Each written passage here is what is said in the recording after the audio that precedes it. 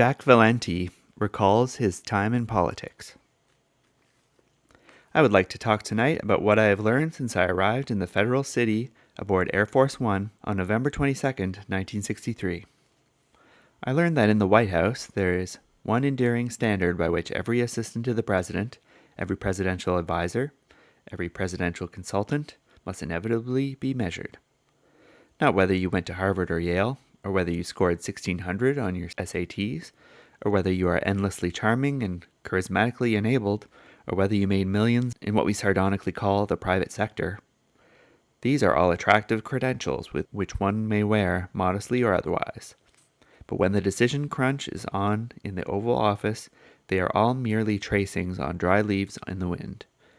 What does count, the ultimate and only gauge, is whether you have good judgment.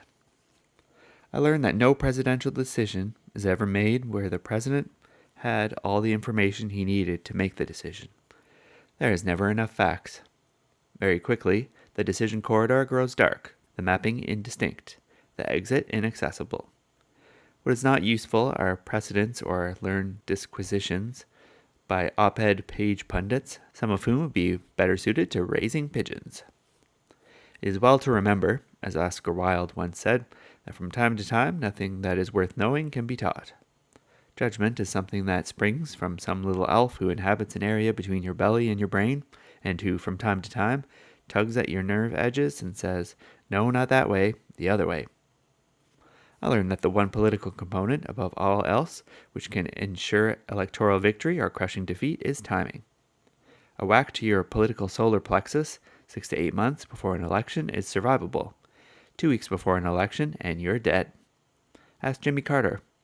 In politics, 20 hours is a millennium. I learned that economic forecasts beyond about 2 weeks have the same odds of accuracy as guessing the winning numbers in the DC lottery. Economic forecasts are usually unwarranted assumptions leaping to a preconceived conclusion.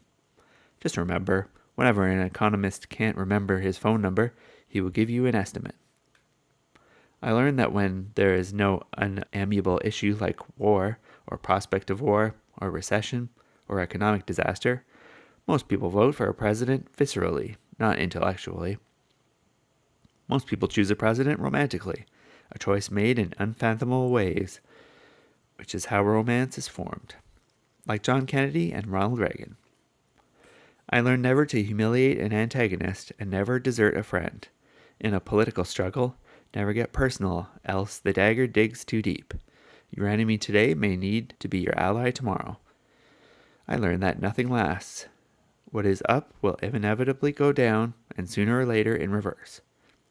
It took 40 years, but the House changed masters. Victory is often the prelude to defeat. President Bush can rise to testify about that. Failure is often the precursor of triumph. Ask Bill Clinton. Richard Nixon tasted both ends of those beguiling equations. The breeding grounds of politics is irrigated and nourished by change. As one who has fallen from political power, I can instruct George Stephanopoulos in how quickly you lose your charm and your enticements when you no longer sit at the right hand of the Sun King.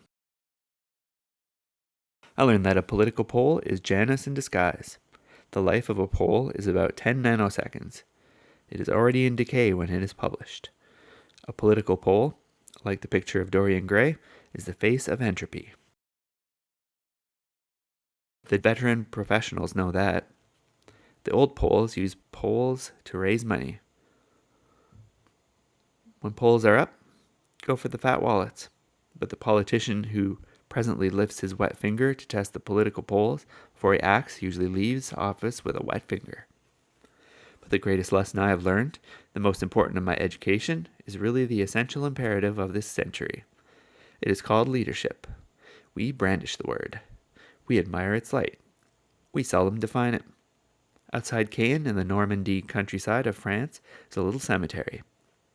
Top one of the graves is a cross on which is etched these words: "Leadership is wisdom and courage and a great carelessness of self," which means, of course, that leaders must from time to time put to hazard their own political future in order to do what is right in the long-term interests of those they have by solemn oath sworn to serve. Easy to say, tough to do. I remember when I first bore personal witness to its doing. It was in December 1963. Lyndon Johnson had been president for a few short weeks. At that time, I was actually living on the third floor of the White House until my family arrived. The president said to me on a Sunday morning, "Call Dick Russell and ask him if he would come by for coffee with you and me." Senator Richard and Brevard Russell of Georgia was the single most influential and honored figure in the Senate. His prestige towered over all others in those years before the dialogue turned sour and mean. When in 1952 the Senate Democratic's leader post fell open, the other senators turned immediately to Russell, imploring him to take the job. "No," said Russell. "Let's make Lyndon Johnson our leader. He'll do just fine." So at the age of 44, just 4 years in his first Senate term, LBJ became the youngest ever Democratic leader and in a short time the greatest parliamentary commander in Senate history. When Russell arrived, the president greeted him warmly with a strong embrace. The 6'4" LBJ and the smallish, compact Russell, with his gleaming bald head and penetrating eyes. The president steered him to the couch overlooking the rose garden in the West Hall on the second floor of the mansion. I sat next to Russell.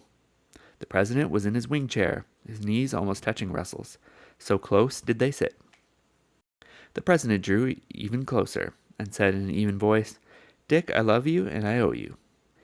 If it had not been for you, I would not have been the leader or vice president or now president. But I wanted to tell you face to face, please don't get in my way on this civil rights bill, which has been locked up in the Senate too damn long. I intend to pass this bill, Dick. I will not cavil. I will not hesitate. And if you get in my way, I'll run you down." Russell sat mutely for a moment, impassive, his face a mask.